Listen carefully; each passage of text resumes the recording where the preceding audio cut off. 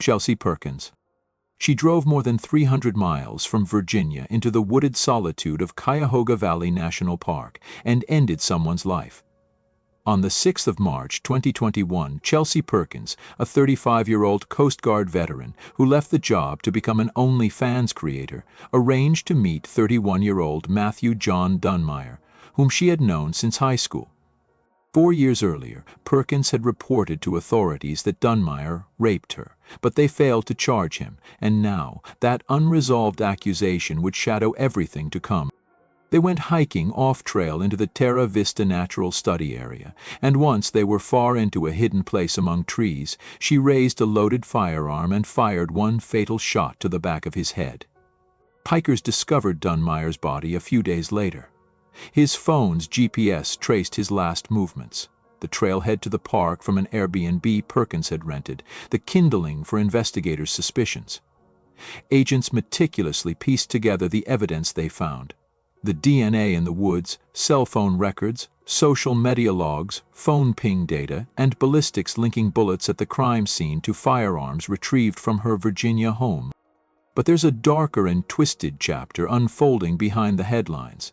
9 months after the murder, authorities indicted Chelsea Perkins, and facing trial in early 2022, she rejected a plea, one that would have kept her behind bars into her 60s, claiming self-defense. The plot thickened as grief resulted in tragedy. After hearing about their son's death, Dunmeyer's devastated parents embarked on a vigilante mission. His mother disguised herself as a UPS driver in Washington, D.C., and shot a woman she mistakenly believed was Perkins. That woman miraculously survived, and while Dunmeyer's mother was about to be captured, she turned the gun on herself and ended her own life. Dunmeyer's father was later caught, and he pleaded guilty as an accessory after the fact and received a 3-year sentence. On the 27th of May, 2025, Chelsea Perkins finally pleaded guilty, not to first-degree murder, but to second-degree murder and using or discharging a firearm during a violent crime on federal land. She is scheduled to be sentenced on the 9th of September 2025. If the judge accepts the plea, Perkins would face up to 20 to 25 years behind bars. Brianna Williams.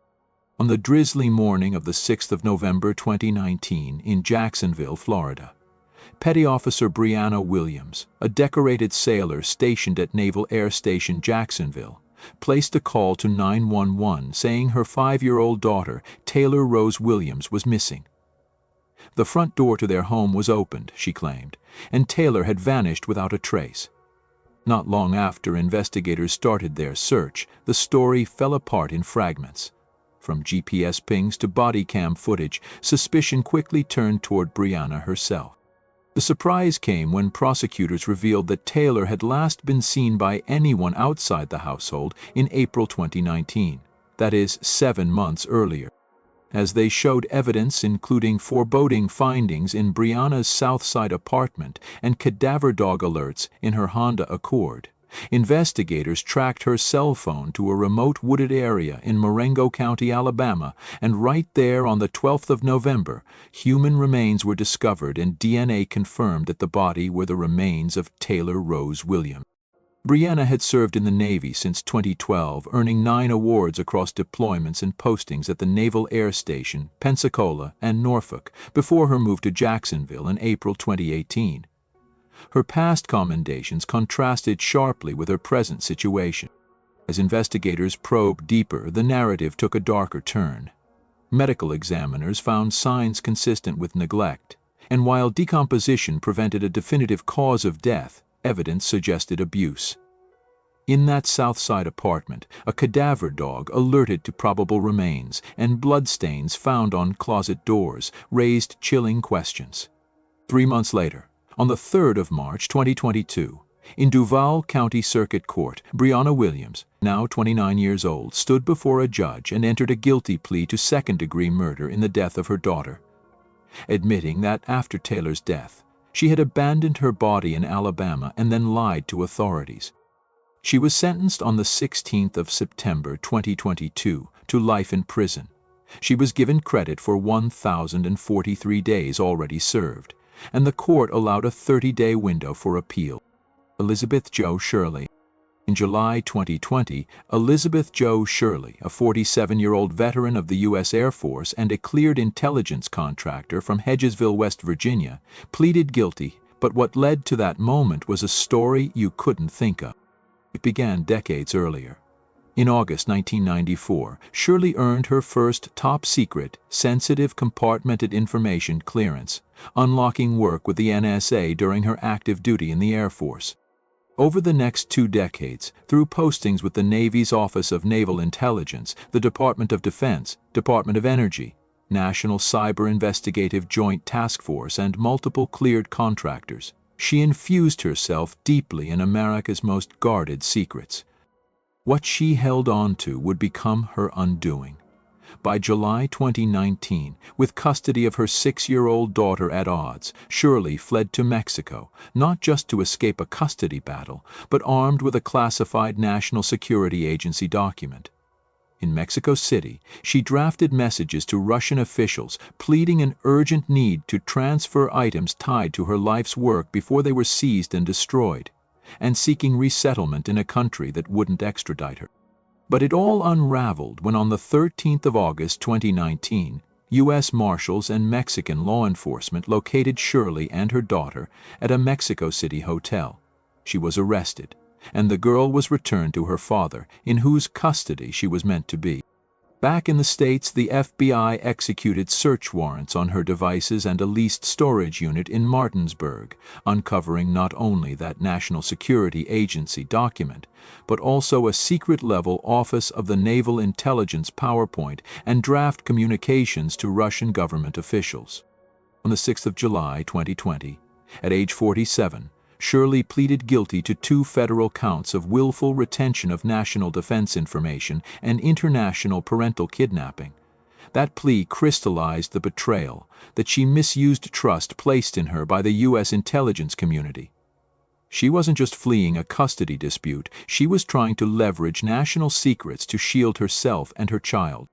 Then, on the 25th of January 2021, Elizabeth Jo Shirley was sentenced to 97 months in prison for the national defense crime and 36 months for the kidnapping, to be served concurrently.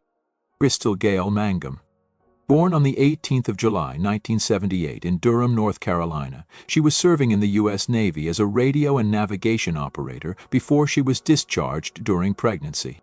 After returning home, she endured a turbulent life. In 1996, she filed a rape report alleging being kidnapped and assaulted at 14 years old, an account she later distanced herself from. And by 2002, she was working as a stripper, earning an associate degree and studying police psychology at North Carolina Central University. Her name first captured national headlines in March 2006 when she accused 3 Duke University lacrosse players, David Evans, Colin Finnerty, and Reed Seligman, of raping her during a team party. Her inconsistent testimony prompted an investigation. DNA proved no involvement, and the charges were dropped in April 2007. Prosecutor Mike Nifong was disbarred for withholding exculpatory evidence, and the students were ultimately exonerated. Mangum maintained her claims until December 2024, when she admitted that she testified falsely. She made up a story for validation, asking the players for forgiveness. 4 years later, on the 17th of February 2010, in a harrowing domestic incident in Durham, Mangum fought with her live-in partner Milton Walker. Police said she set his clothes ablaze in the bathtub, with children present. She was arrested on a deal of charges including attempted murder, arson, child abuse, threats, resisting arrest. She ultimately pleaded guilty in December to contributing to juvenile delinquency, property damage, and resisting a public officer, serving 88 days already behind bars. The felony arson charge was dismissed. Then on the 3rd of April, 2011, Mangum allegedly stabbed her boyfriend, 46-year-old Reginald Day, multiple times in a fight. She was quickly arrested and charged with assault with a deadly weapon. Day died 10 days later of complications at Duke University Hospital, and when the case went to trial, Mangum claimed self-defense, that Day had beaten and choked her and forced through the bathroom door as she tried to escape. She was found guilty of second-degree murder on the 22nd of November 2013 and was sentenced to 14 to 18 years in prison that same day. Neil DeLees Flores Roman. She awakened early on the 16th of March 2024 in Norfolk, Virginia, only for the night's darkness to shatter at 2:25 a.m. when police sirens descended upon the 1700 block of East Little Creek Road, and right there, officers found a woman fatally shot. Evidence swiftly pointed to 22-year-old Neil DeLees Flores Roman. In a move that stunned the quiet Virginia neighborhood, detectives arrested her at the scene, charging her with second-degree murder and use of a firearm. She was immediately held without bond at the Norfolk City Jail as the investigation erupted. What made this case all the more shocking was the identity of the victim, a fellow Navy sailor, Petty Officer First Class Katrina Ann Anderson, with whom she shared bases and shifts, adding a chilling professional link to the tragedy. On the 17th of June 2025, Neil DeLees Flores Roman was found guilty of second-degree murder and of using a firearm during the commission of that murder. She has not yet been sentenced. The sentencing hearing is scheduled to happen on the 17th of October 2025 at Norfolk Circuit Court. Susan Monica. Susan Monica's life looked ordinary from the outside. She was a U.S. Navy veteran who had settled on a remote farm in Wimmer, Oregon, where she lived surrounded by animals and kept to herself. But in late 2013, a disturbing truth unraveled. Authorities began investigating after a handyman named Robert Heinous, who had been working on Monica's farm, suddenly vanished. His family hadn't heard from him since September that year. Detectives arrived at her property, and what they uncovered was haunting. Scattered across the grounds were human remains, first Heinous' body, then another man's, later identified as former tenant Stephen Delicino, who had been missing since 2012. Both men had vanished without trace until their bodies were discovered in pieces, brutally dismembered. Investigators learned that Monica had killed them on her property and disposed of their bodies in one of the most gruesome ways imaginable. She disposed of their bodies by feeding parts of them to her pigs, while burying other remains around the farm. The Navy veteran turned farmer insisted at trial that she only killed in self-defense, claiming Heinous attacked her and Delicino had stolen from her, but the jury was unconvinced. On the 21st of April 2015, in Jackson County Circuit Court, she was convicted of 2 counts of murder, abuse of a corpse, and identity theft for continuing to collect Heinous' benefits after his death. She was sentenced to a total of 50 years to life in prison, with a mandatory minimum of 25 years before parole eligibility. Vegas Bray. She met Victor Saucedo, a Navy damage control specialist aboard a Navy base, where they became involved in a romantic relationship. Their romance bloomed in early 2011, a connection that seemed ordinary enough, until jealousy, hard emotions, and a child from another woman tore it apart.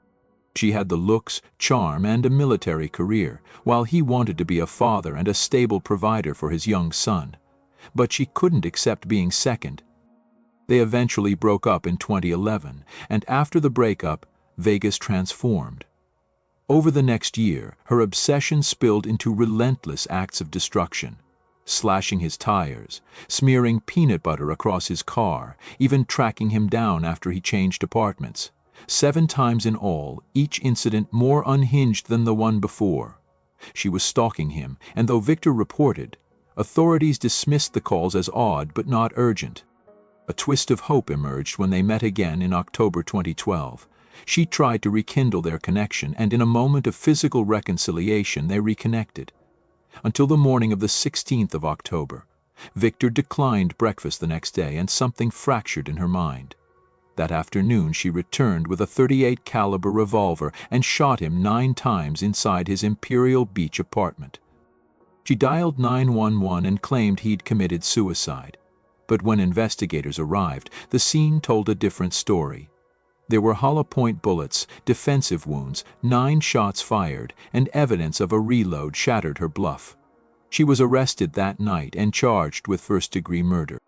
At first, she wasn't even competent to stand trial. Authorities ordered a psychiatric evaluation after a courtroom outburst in April 2013. It took until October 2015 for the court to finally confirm that she could proceed. Fierce mental health debates emerged as her defense portrayed her childhood as one that handled trauma from sexual abuse and PTSD, They argued that she blacked out and couldn't recall committing the act. But the prosecution had all the evidence they needed, including a bucket list she'd typed on her laptop that ended with, "Find Victor Saucedo and kill him, and then kill herself." She'd purchased the gun 2 months earlier. The jury saw the pattern, the obsession, the premeditation, and in early 2016 she was convicted of first-degree murder.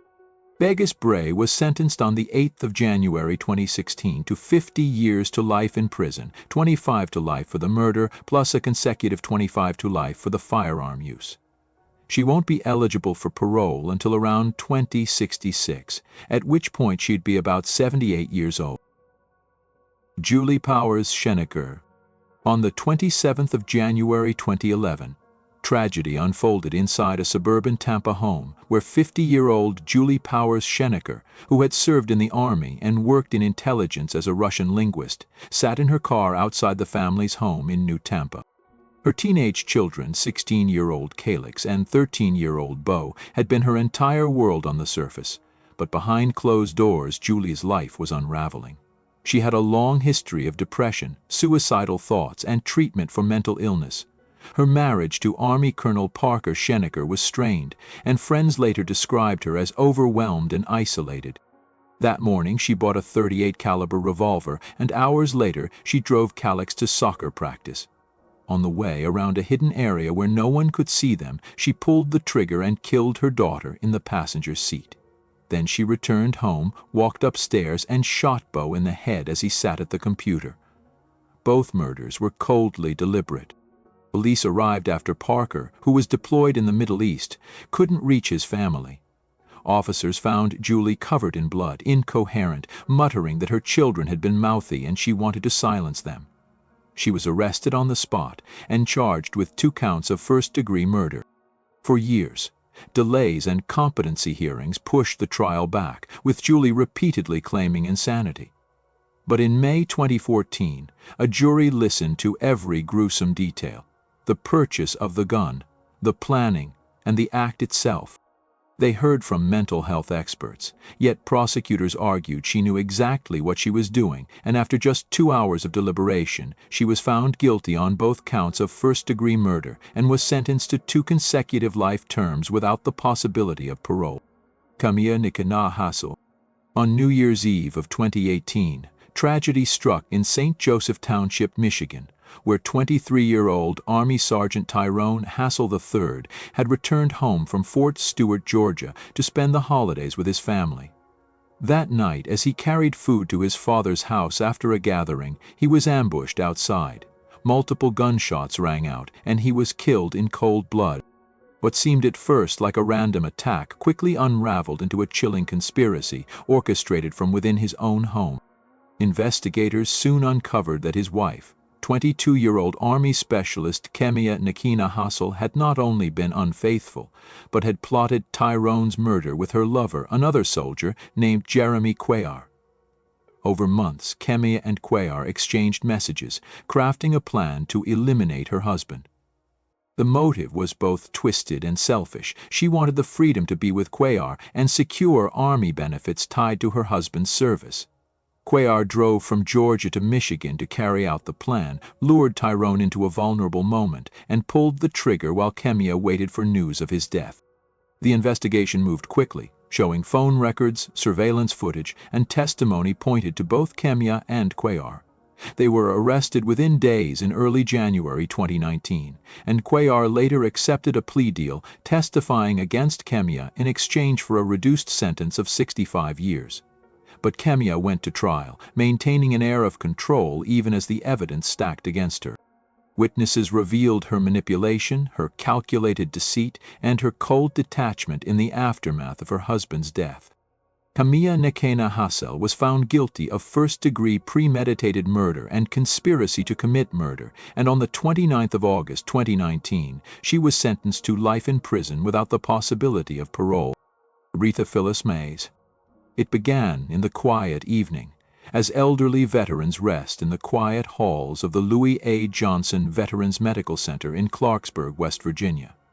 From July 2017 through June 2018, a pattern of unaccountable hypoglycemic episodes began to emerge. It would take nearly 2 years before investigators would realize that it was no accident, it was a slow murder. Rita Phyllis Mays was a nursing assistant born on the 16th of June, 1975 in Reynoldsville, West Virginia. A former Army National Guard enlistee and ex-corrections officer who had faced internal complaints, she began working on Ward 3A without certification to administer any medication. And yet, night after night, patients fell into deadly levels of low blood sugar, patients who often had no history of diabetes.